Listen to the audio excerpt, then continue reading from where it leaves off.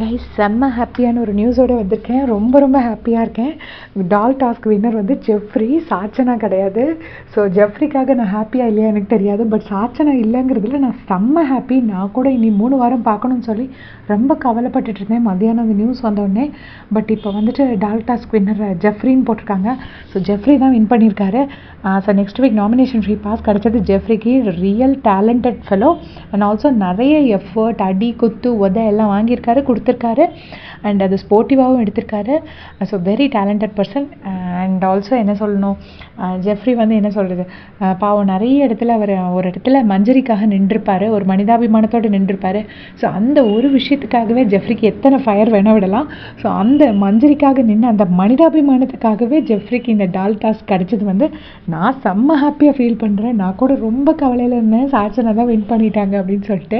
So நிறைய பேர் நீங்கள் கமெண்ட்டும் பண்ணியிருந்தீங்க. இப்போ நான் உங்களுக்கு இந்த ஹாப்பி நியூஸை ப்ரெசென்ட் பண்ணுறேன். அதுவும் ரொம்ப ஹாப்பியாக ப்ரெசென்ட் பண்ணுறேன். So Jeffrey is the winner of doll task. And நம்ம சாச்சம்மாவை நாமினேஷன் ஃப்ரீயாக இல்லை, வேறு யாரும் நாமினேட் பண்ணலைன்னா ஒன்றும் பண்ண முடியாது.